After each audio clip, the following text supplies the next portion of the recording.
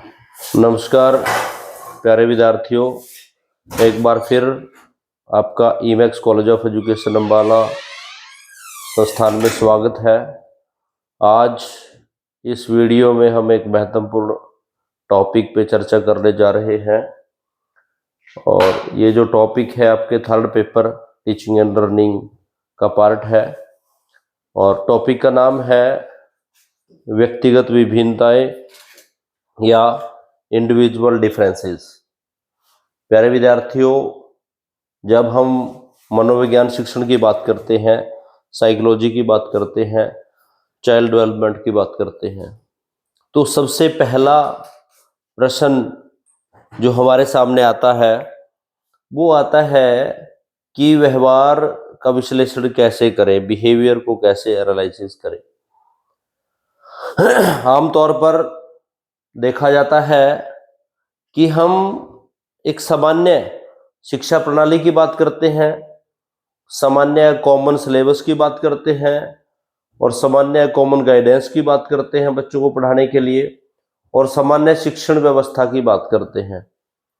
परंतु किसी भी शिक्षण कार्य की व्यवस्था करने से पहले, बालकों को सिखाने से पहले उनकी योग्यताओं की जांच करना, उनके स्तर को जांचना, उनके व्यवहार को जांचना अति आवश्यक है। क्योंकि हमारा शिक्षण कार्य या हमारी शिक्षण व्यवस्था तभी सफल हो सकती है जब हमें बच्चों के व्यक्तिगत रुचि की बात करें, हम बौद्धिक क्षमताओं की बात करें आदि का हमें पता होगा तो हम अपने शिक्षण कार्य का नियोजन अच्छे तरीके से कर सकते हैं। क्योंकि एक अध्यापक का मुख्य लक्ष्य होता है बालकों के व्यवहार में परिवर्तन करना और बालकों के व्यवहार में तभी परिवर्तन किया जा सकता है जब पहले उनके व्यवहार को जांचा जा सके, उनके व्यवहार से संबंधित हमारे पास ज्ञान हो कि बिहेवियर किस प्रकार का किस बच्चे का है। इसी संदर्भ में व्यक्तिगत विभिन्नताओं की हम बात करते हैं, क्योंकि कोई भी दो बच्चे, कोई भी दो व्यक्ति एक समान नहीं होते, चाहे वो जुड़वा बच्चे भी हों वो भी एक समान नहीं होते, क्योंकि हर व्यक्ति की सीखने की, समझने की, कार्य करने की, रिस्पॉन्स देने की, अनुक्रिया करने की क्षमताएं भिन्न भिन्न होती हैं। हर एक व्यक्ति का चिंतन स्तर अलग है। तो इस प्रकार यदि हम व्यक्तिगत विभिन्नताओं की बात करें, ऐसी विभिन्नताएं जो एक व्यक्ति को या एक बालक को दूसरे बालक से विभिन्न अलग अलग योग्यताओं के आधार पर अलग करती है, वही व्यक्तिगत विभिन्नताएं हैं। ऐसी विभिन्नताएं जिनके कारण दो बालकों में अंतर पाया जाता है, चाहे वो शारीरिक हो, चाहे वो मानसिक हो, चाहे वो बौद्धिक हो, चाहे वो संवेगात्मक हो। मतलब जब दो व्यक्ति एक समान न होकर उनकी अलग अलग विशेषताओं के आधार पर अंतर पाया जाता है, इसे ही व्यक्तिगत विविधताएं कहा जाता है। क्योंकि प्रत्येक व्यक्ति का स्ट्रक्चर ऑफ ऑर्गेनिज्म, उसका जो संरचना है वो एक दूसरे से टोटली भिन्न है। जब हम शिक्षण व्यवस्था की बात करते हैं तो हम एक कॉमन सिस्टम की बात करते हैं, सामान्य प्रणाली की बात करते हैं, परंतु कॉमन सिस्टम सफल तभी होगा जब हम प्रत्येक बच्चे के इंटरेस्ट के बारे में जान सकते हैं, तभी हम कोई योजना बना सकते हैं। तो ऐसी विभिन्नताएं जो एक व्यक्ति से दूसरे व्यक्ति को बौद्धिक रूप से, शारीरिक रूप से, संवेगात्मक रूप से, शारीरिक रूप से अलग करती है, ऐसी विभिन्नताओं को ही व्यक्तिगत विभिन्नताएं कहा जाता है। इसके आधार पर व्यक्तिगत विभिन्नताओं को हम दो भागों में बांट सकते हैं। एक है इंट्रा इंडिविजुअल डिफरेंसेस और एक है इंटर इंडिविजुअल डिफरेंसेस। एक अंतः और एक अंतर। जब एक व्यक्ति के स्वयं के बिहेवियर में अलग अलग विशेषताएं पाई जाती हैं, उसके व्यवहार में स्वयं में ही अंतर पाया जाता है। एक बच्चा गणित के शिक्षण में अच्छा हो सकता है, लेकिन उसकी जगह यदि भाषा की बात करें तो भाषा के शिक्षण में वो उतना अच्छा नहीं हो सकता जितना गणित में हो सकता है। कोई बच्चा शिक्षण कार्य या कक्षा में अच्छा उपलब्धि कर सकता है, परफॉर्मेंस दे सकता है, लेकिन खेल के मैदान में वही बच्चा इतना अच्छा नहीं कर सकता।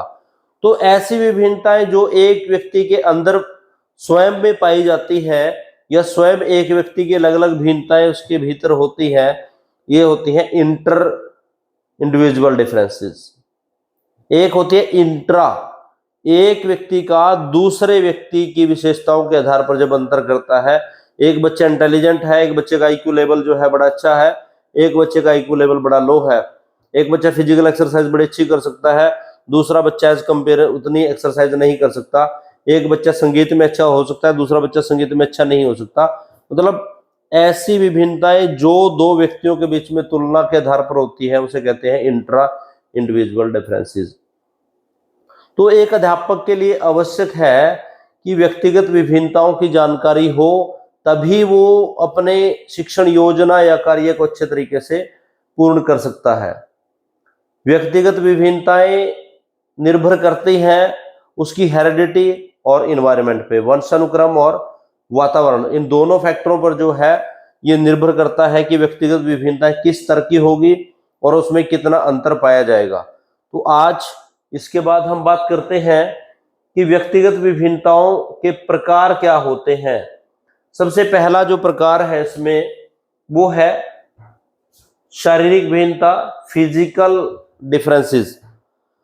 जब दो व्यक्तियों में, दो बालकों में आप उनकी फिजिकल कैरेक्टरिस्टिक, शारीरिक क्रियाओं के आधार पर, शारीरिक संरचना के आधार पर अंतर पाया जाता है। एक बच्चा बड़ा लंबा है, एक बच्चा छोटा हो सकता है, एक बच्चा पतला, एक बच्चा मोटा हो सकता है। फिजिकल स्ट्रक्चर के आधार पर जब डिफरेंसेस पाए जाते हैं उसे कहते हैं शारीरिक भिन्नताएं। उसके बाद है मानसिक भिन्नताएं, इंटेलेक्चुअल डिफरेंसेस। ऐसी भिन्नताएं जो दो बच्चों में उनके बौद्धिक क्षमताओं के आधार पर की जा सकती हैं। जैसे कुछ बच्चों की तर्क शक्ति अच्छी हो सकती है, कुछ बच्चों की रीजनिंग लॉजिक अच्छा हो सकता है, कुछ बच्चों का मूर्त चिंतन अच्छा हो सकता है, कुछ का नहीं हो सकता। तो जब आप बौद्धिक क्षमताओं के आधार पर दो बच्चों में भिन्नता करते हैं, ये व्यक्तिगत विभिन्नताएं पाई जाती है, उसे कहते हैं मानसिक विभिन्नता या बौद्धिक विभिन्नता भी आप इसे कहते हैं, जब बौद्धिक क्षमताओं के आधार पर दो व्यक्तियों या दो बालकों में अंतर पाया जाता है। उसके बाद है इमोशनल डिफरेंसेस।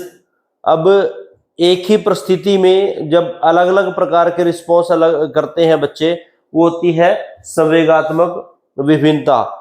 एक परिस्थिति में, चाहे वो उदासी की परिस्थिति है, चाहे शोक की परिस्थिति है, चाहे खुशी का माहौल है, एक सेम सिचुएशन में जब अलग अलग प्रकार की अभिव्यक्ति जो है दो बच्चे या अन्य बच्चे करते हैं, या एक ही प्रकार की जो है परिस्थिति में अनेक प्रकार के संवेग जो है उत्पन्न करते हैं, अलग अलग प्रकार के संवेग बच्चे जो उत्पन्न करते हैं, उसे कहते हैं संवेगात्मक विभिन्नता, इमोशनल इंडिफरेंसेस इसे हम कहेंगे।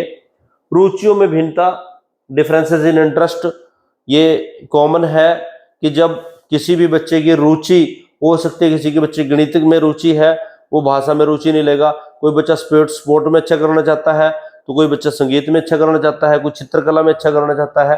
तो इस प्रकार इंटरेस्ट के बेस पे भी इंडिविजुअल डिफरेंसेस जो है पाए जा सकते हैं। विचारों में भिन्नता, डिफरेंसेस थिंकिंग या थॉट की हम बात करते हैं। दृष्टिकोण, एटीट्यूड, अभिवृत्ति की हम बात करते हैं। किसी का देखने का नजरिया, उसका सोचने का तरीका जो है वो अलग अलग हो सकता है। तो इस प्रकार जो विचारों के बेस पे, थिंकिंग के बेस पे, थॉट्स के बेस पे डिफरेंसेस पाए जाते हैं, उसे हम विचारों की भिन्नता कहते हैं। उसके बाद है सीखने में भिन्नता। ये बड़ी अच्छी डिफरेंसेस हम इसके बारे में कह सकते हैं, सीखने में भिन्नता, क्योंकि प्रत्येक बालक में सीखने की गति अलग अलग होती है। कुछ बच्चों का आईक्यू लेवल, बुद्धि लाब्धि उच्च होने के कारण वो थोड़े समय में उच्च जो है अधिगम प्राप्त कर सकते हैं, लेकिन कुछ बच्चे स्लो लर्नर होते हैं, उनको आप रेमीडियल टीचिंग, उपचारिक शिक्षण, बार बार उनको शिक्षण कराना पड़ता है, फिर वो उन बातों को सीखते हैं। कई बच्चे ऑब्जर्व करके सीखते हैं। तो सीखने की गति में भी जो है इंडिविजुअल डिफरेंसेस हो सकता है। या सीखने में विभिन्नता पाई जा सकती है। जब लर्निंग लेवल पे आप जो है अलग अलग बच्चों की जो क्षमताओं की तुलना करते हैं on the basis of learning, that is called learning in differences. गद्यात्मक योग्यताओं में भिन्नता, गद्यात्मक मतलब स्किल्स जो है, कौशलों में भिन्नता। कुछ बच्चे किसी फिजिकल वर्क को बड़े इजीली कर सकते हैं, कम समय में कर सकते हैं, उनमें स्टेमिना ज्यादा होते हैं। कुछ बच्चे फिजिकल वर्क की बात करते हैं, कौशलों की बात करते हैं, तो उसमें बहुत अधिक समय ले सकते हैं। तो इस प्रकार जो स्किल्स की है, कौशलों की है, फिजिकल एक्सरसाइज की बात करते हैं, उन योग्यताओं में भी अंतर पाया जा सकता है। चरित्र में भिन्नता, differences on the basis of character. अब कुछ बच्चे ऐसे होते हैं जो डेलिक्वेंट हो सकते हैं, कदाचारी हो सकते हैं, समाज विरोधी हो सकते हैं। इसके अगेंस्ट कुछ बच्चे जो है जो आज्ञा पालना के हो सकते हैं, या मूल्यों पर आधारित व्यवहार कर सकते हैं, या परिस्थितियों के अनुसार निर्णय ले सकते हैं, कुछ परिस्थितियों के अगेंस्ट जा सकते हैं। तो जब on the basis of your character, जी आपका व्यवहार किस प्रकार का है, उसके बेस पे भी भिन्नता हो सकती है। किसी का अच्छा व्यवहार हो सकता है, किसी का चरित्र उच्च हो सकता है, किसी का निम्न हो सकता है। विशिष्ट योग्यताओं में भिन्नता, क्योंकि भिन्नता का अर्थ क्या है कि दो बच्चे एक समान नहीं है, तो कुछ अनेक उच्च क्षमताओं के साथ भी भिन्नता पाई जा सकती है। ऐसे बच्चे जिनका आईक्यू लेवल 90 से 110 के बीच में होता है, 90 to 110, आईक्यू लेवल जो है 90 to 110, that is the average. इसे हम सामान्य बच्चों का बुद्धि लाब्धी कहते हैं। इससे ऊपर जो बच्चे जाएंगे वो पॉजिटिव साइड के एक्सेप्शनल होंगे, और इससे नीचे जो जाएंगे वे नेगेटिव साइड के एक्सेप्शनल बच्चे होंगे। तो विशिष्ट योग्यताओं में भिन्नता हो सकती है कि जो दो बच्चे विशेष हैं, लेकिन उन दो बच्चों के विशेष की क्षमताओं में भी अंतर पाया जा सकता है। व्यक्तित्व भिन्नता, पर्सनैलिटी डिफरेंसेस। पर्सनैलिटी क्या होती है? एक व्यक्ति के आंतरिक और बाहरी गुण जिनके कारण वो अपने समाज में समायोजन करता है या वातावरण में समायोजन करता है, वो व्यक्तित्व है। तो पर्सनैलिटी, किसी व्यक्ति का व्यक्तित्व जो है वो भी भिन्नताओं का कारण हो सकता है, या व्यक्तित्व के आधार पर भी भिन्नता हो सकती है। कोई भी दो व्यक्तित्व, कोई भी दो पर्सनैलिटीज एक समान नहीं हो सकती। तो जब समाज के समायोजन के आधार पर, वातावरण में समायोजन के आधार पर भिन्नता पाई जाती है, that is called personality in differences. व्यक्तिगत या व्यक्तित्व जो है भिन्नता से हम कह सकते हैं। अब बात आता है कि ऐसा क्या चीज है कि ये अंतर पाया जाता है, दो बच्चे एक समान क्यों नहीं हो सकते, उनका आईक्यू लेवल एक समान क्यों नहीं होता, उनकी क्षमता एक समान नहीं होती, उनमें अंतर क्यों पाया जा सकता है? उसके कारणों में सबसे पहली हम बात करते हैं वंशानुक्रम, हेरेडिटी। वंशानुक्रम क्या है? एक ऐसा फैक्टर है जिसमें माता पिता के या अभिभावकों के जो गुण हैं वो बच्चों के अंदर स्थानांतरित होते हैं। ऐसी प्रक्रिया जिसमें माता पिता के ट्रेड, गुण, जीन्स जो है उनकी संतान में स्थानांतरित होते हैं, वो होता है वंशानुक्रम। क्योंकि वंशानुक्रम जो है आपकी फिजिकल स्ट्रक्चर की बात करें, शारीरिक संरचना की बात करें, बुद्धि की बात करें, इमोशन की बात करें, आपके बिहेवियर की बात करें, तो वो सारे के सारी चीजें जो है आपकी हेरिडिटी से इफेक्ट होती है। जिस प्रकार की हेरिडिटी पेरेंट्स की होगी, उसी प्रकार के ट्रेड्स जो गुण है वो बच्चों में ट्रांसफर होते हैं। तो हेरिडिटियल जो है, जो वंशानुक्रम जो है, अनुवांशिकता जो है, वो सबसे प्रमुख कारण है व्यक्तिगत भिन्नताओं का।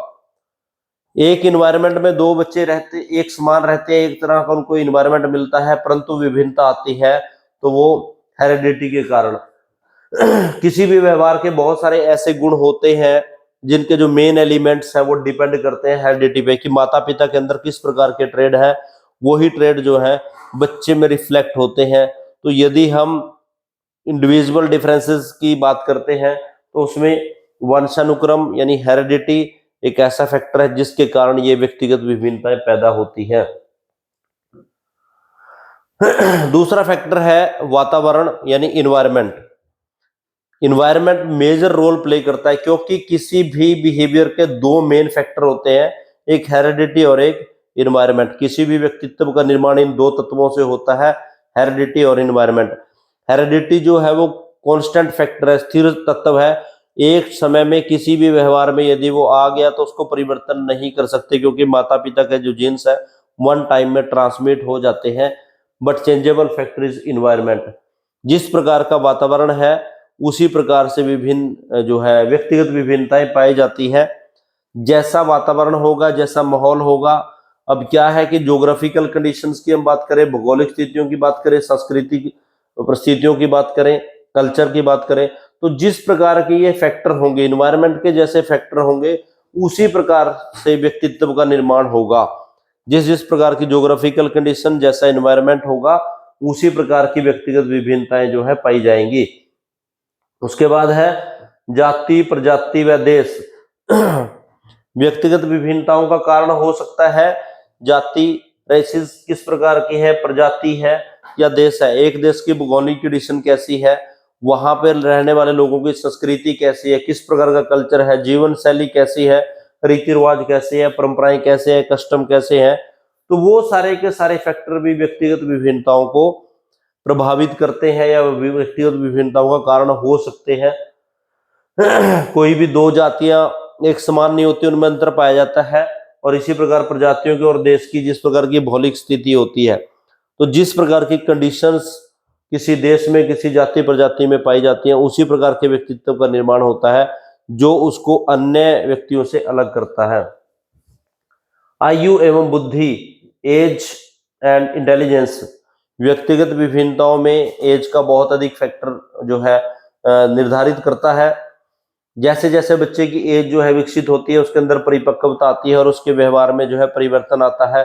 कम एज वाले बच्चों की हम बात करते हैं तो उनकी बौद्धिक क्षमताएं कम होती है, परिपक्वता का अभाव होता है, जिसके कारण अंतर पाया जा सकता है। एक अधिक आयु की बात करें तो ऐसा व्यक्ति, उसके अंदर परिपक्वता अधिक आ जाती है, निर्णय अधिक ले सकता है, अच्छे बुरे के बारे में सोच सकता है, तो उसका व्यक्तित्व उसी प्रकार का होगा। तो आयु संरचना जो है वो भी व्यक्तिगत भिन्नताओं को प्रभावित करती है। इसके साथ साथ बुद्धि, ये मैंने अभी बोला था, एक होता है IQ, जिसे हम कहते हैं बुद्धि लाब्धि, बुद्धि लाब्धि IQ का फॉर्मूला है, इसका एक सूत्र होता है MA/CA × 100। अब ये MA/CA का मतलब क्या है, मेंटल एज यानी मानसिक आयु, मेंटल एज का है मानसिक आयु। दूसरा है वास्तविक आयु, क्रोनोलॉजिकल एज, वास्तविक आयु × 100। तो इस तरह से आप IQ लेवल निकाल सकते हैं। मानसिक आयु क्या होती है, ऐसी आयु, ऐसी योग्यता जो एक पर्टिकुलर विशेष बौद्धिक कार्यों से संबंधित होती है। जैसे कोई बच्चा 10th क्लास में है और वो 10th क्लास का सिलेबस करने के साथ साथ +2 क्लास तक का सिलेबस भी कर सकता है, तो इट मीन्स उसकी मानसिक आयु 12 होगी और वास्तविक आयु 10 साल की, जितने 10th क्लास का जो बच्चा है उतनी होगी। तो इसका मतलब उसका IQ लेवल हाई होगा। कई बार क्या होता है कि बच्चा जो है मेंटल लेवल उसको दिया गया है 10th क्लास का, लेकिन उसका जो काम करने की क्षमता है, समझने की क्षमता वो 8th क्लास की है, तो उसका IQ लेवल कम होगा। तो बुद्धि के आधार पर भी विभिन्नताएं पाई जा सकती हैं। नॉर्मल जो हमारा IQ लेवल होता है 90 से 110 के बीच में, ऐसे बालक, ऐसे विद्यार्थी जिनकी बुद्धि लाब्धि 90 से 110 के बीच में होती है, उन्हें नॉर्मल या सामान्य बच्चे कहते हैं। इसके नीचे जब हम आएंगे तो वो स्लो लर्नर हो जाएंगे। जैसे जैसे इसके नीचे आएंगे 90 to 80, इसी तरह से 80 to 70, ये निचले की साइड में। तो बौद्धिक कौशलों के आधार पर भी अंतर पाया जा सकता है। यदि बुद्धि तीव्र है तो उच्च व्यक्तित्व होगा, बुद्धि की क्षमता कम है तो निम्न। तो जब आप बुद्धि लाब्धि के आधार पर जो है व्यक्तिगत विभिन्नताओं का कारण क्या है, बुद्धि भी हो सकती है, इंटेलिजेंट क्राइटेरिया भी हो सकता है। जब आप बुद्धि के आधार पर उच्च क्षमताओं को करते हैं, उच्च योग्यताओं को हासिल करते हैं, तो उसी प्रकार का आपका व्यवहार होगा। और बौद्धिक क्षमता यदि आपके पास कम है तो उसी आधार पर आपका व्यक्तित्व जो है वो इतना प्रभावशाली नहीं होगा। उसका नेक्स्ट फैक्टर है शिक्षा एवं आर्थिक दशा। क्योंकि किसी भी व्यक्तित्व का व्यवहार का निर्माण शिक्षा पर निर्भर करता है। किस प्रकार की शिक्षा प्रणाली है, शिक्षा प्रदान करने के साधन किस प्रकार के हैं, कैसी सोच है, और वहां पर आर्थिक दशा, इकोनॉमिक कंडीशंस कैसी है, किस प्रकार की परिस्थितियों में जो है देश का विकास हो रहा है, साधन किस प्रकार के हैं, साधन संपन्नता कैसी है, व्यक्तियों के पास किस प्रकार के गुण हैं। तो ये भी फैक्टर हो सकते हैं जिसके कारण व्यक्तिगत विभिन्नताएं पाई जा सकती हैं। शिक्षा व्यवस्था अच्छी है तो कौशलों का विकास होगा, लोग मानवीय पूंजी का विकास होगा, उच्च क्वालिटी के गुण आएंगे, आर्थिक दशा अच्छी है तो व्यक्तित्व का अच्छा विकास होगा। इसके कारण ये दोनों फैक्टर लो लेवल के हैं तो व्यक्तित्व का निर्माण भी उसी आधार पर होगा। इस प्रकार ये दो फैक्टर भी जो है व्यक्तिगत विभिन्नताओं के कारण हो सकते हैं। नेक्स्ट हो सकता है लिंग भेद। जेंडर के बेस पे भी व्यक्तिगत विभिन्नताएं पाई जा सकती हैं। लड़के और लड़कियों के अंतर के कारण उनके व्यक्तित्व में जो है अंतर आ सकता है। लड़कियों का जो स्ट्रक्चर ऑफ बॉडी है वो उसी प्रकार का है जो वो कार्य कर सकती है, इसी प्रकार लड़के कठोर कार्य कर सकते हैं। तो जब जेंडर बेस है, जो लिंग आधार है, लिंग का निर्धारण है, वो भी व्यक्तित्व को जो है प्रभावित करता है, व्यक्तित्व का कारण हो सकता है व्यक्तिगत विभिन्नताओं का। स्वास्थ्य स्तर, यदि किसी व्यक्ति का अच्छा स्वास्थ्य है तो उसका व्यक्तित्व भी उसी प्रकार का होगा। यदि स्वास्थ्य में प्रॉब्लम है, व्यक्ति बीमार रहता है, उसको कोई गंभीर बीमारी है, तो उसके कारण उसका व्यक्तित्व भी वैसा हो जाएगा जिसके कारण उसका सामान्य लोगों से उसके अंदर विभिन्नता आ जाएगी। दूसरी है परिपक्वता, मैच्योरिटी। जैसे जैसे आप परिपक्वता की ओर बढ़ते हैं, आपके पास अनुभव आता है, नॉलेज आता है, ज्ञान आता है, आपके व्यवहार में परिवर्तन आता है और एक एमेच्योर पर्सन से मैच्योरता की ओर बढ़ते हैं। एमेच्योर और मैच्योर पर्सन दोनों के बीच का अंतर जो है वो देखने को मिल सकता है। तो जब आप मैच्योरिटी के बेस पर जो है, परिपक्वता के बेस पर जो है विभिन्नताओं का कारण हो सकता है। नेक्स्ट है व्यक्तिगत विभिन्नताओं का शैक्षिक महत्व, कि एक टीचर व्यक्तिगत विभिन्नताओं का ज्ञान क्यों ले, इससे क्या फायदा होगा। सबसे पहले यदि टीचर को यह पता होगा कि इंडिविजुअल डिफरेंसेस क्या होते हैं तो वो क्लासिफिकेशन ऑफ द लर्नर कर सकता है, बच्चों को आइडेंटिफिकेशन करेगा, उनकी पहचान करेगा विशेषताओं के आधार पर और उनका वर्गीकरण करेगा। वर्गीकरण करने के बाद उनको उसी प्रकार का जो है शिक्षण दे सकता है। उसके बाद व्यक्तिगत शिक्षण, इंडिविजुअल टीचिंग प्रोग्राम या रिमीडियल टीचिंग प्रोग्राम है। जब टीचर को पता लग जाएगा कि व्यक्तिगत विभिन्नताएं क्या होती हैं, उसके कारण क्या होंगे, तो टीचर जो है हर एक बच्चे की क्षमताओं को जांच कर उसके आधार पर उसका शिक्षण व्यवस्था करेगा व्यक्तिगत बेस पे। कई बार हम शिक्षा प्रणाली में क्या लेके चलते हैं कि सामान्य शिक्षा पद्धति की बात करते हैं कि सभी बच्चे एक समान है, परंतु ये हम डेमोग्राफिक तो रूप में तो मान सकते हैं, संवैधानिक रूप से मान सकते हैं, लेकिन यदि हम साइकोलॉजिकल वे से जाएं तो दो बच्चों में अंतर पाया जाता है। एक सीखने की गति नहीं है, समझने की गति में विभिन्नता पाई जा सकती है। तो हर एक इंडिविजुअल एक दूसरे से अलग है। जब टीचर को यह पता चलेगा तो टीचर अलग अलग रूप से, व्यक्तिगत रूप से उनके ऊपर ध्यान देगा और उनकी शिक्षण व्यवस्था इंडिविजुअल रूप से करेगा। कक्षा का सीमित आकार, जब टीचर को यह पता चल जाएगा कि हर एक बच्चा एक समान नहीं है, उनकी सीखने की क्षमता अलग है, बौद्धिक क्षमताएं अलग है, तो टीचर उनकी योग्यता के आधार पर कक्षा का सीमित आकार रखेगा ताकि जिस प्रकार के विशेष बच्चे हैं, कोई पॉजिटिव साइड के विशेष है तो उनको उसी प्रकार का ट्रीटमेंट दिया जाएगा, नॉर्मल बच्चों को नॉर्मल का ट्रीट दिया जाएगा। तो उससे क्या होगा, शिक्षा का आकार यदि छोटा रखेगा तो हर एक इंडिविजुअल पर व्यक्तिगत रूप से ध्यान दिया जाएगा उसकी योग्यता को पहचान कर। हमारी वर्तमान कक्षा में क्या होता है कि बहुत बड़ी कक्षाएं होती है 35-40 बच्चों की, टीचर इंडिविजुअली हर बच्चे पे अटेंशन नहीं दे पाता। तो जब टीचर को पता चल जाएगा कि व्यक्तिगत विभिन्नताएं क्या होती है, इसके कारण क्या है, तो उसके आधार पर वो है साइज ऑफ क्लास जो है उसको मर्ज कर सकता है। पाठ्यक्रम का नियोजन, जब टीचर को पता चलेगा कि हर बच्चा इंडिविजुअल है, व्यक्तिगत है, उसमें भिन्नताएं पाई जाती है, तो हमारा जो कॉमन करिकुलम होता है उस कॉमन करिकुलम में चेंज किया जा सकता है। बच्चे की योग्यता के आधार पर जिस जिस प्रकार का बच्चा है उसको उसी प्रकार की क्रियाएं करने के लिए दी जा सकती है। तो जो कॉमन करिकुलम है उसमें चेंज कर सकता है टीचर जो है इंडिविजुअल डिफरेंसेस के बेस पे। शिक्षण विधियों की व्यवस्था, इसी आधार पर टीचर जब एक सामान्य विधि से पढ़ाता है तो उससे कुछ ही बच्चे सीख पाते हैं, परंतु जब टीचर को यह पता रहेगा कि व्यक्तिगत विभिन्नताएं में हर एक बच्चा भिन्न है तो एक टीचर अलग अलग प्रकार की शिक्षण विधियों का प्रयोग करेगा ताकि वो जो बौद्धिक रूप से सक्षम बालक है उनको भी समझा सके, जिनकी बौद्धिक क्षमताएं कम है उनको भी समझा सके और जो नॉर्मल बच्चे हैं उनको भी समझा सके। तो जो टीचर जो है इंडिविजुअल डिफरेंसेस या व्यक्तिगत विभिन्नताओं के आधार पर अपने शिक्षण पद्धति का जो है प्रयोग कर सकता है। नेक्स्ट इसमें आ सकता है पाठ्य पुस्तक की संरचना। पाठ्य पुस्तक की संरचना,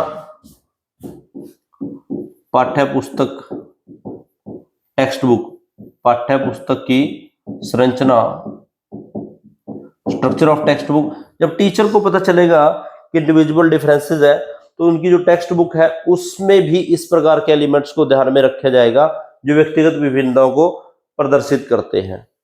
तो प्यारे विद्यार्थियों, आज एक महत्वपूर्ण विषय पे हमने चर्चा की। आशा करता हूं कि आप इन विचारों से लाभ उठाएंगे। व्यक्तिगत विभिन्नताएं क्या होती हैं, कितने प्रकार की होती हैं, इसके क्या कारण है, एक अध्यापक को क्यों पढ़नी चाहिए, ये सारे के सारे पॉइंट्स मैंने इस लेक्चर में जो है आप लोगों के साथ डिस्कस किए। थैंक यू, धन्यवाद।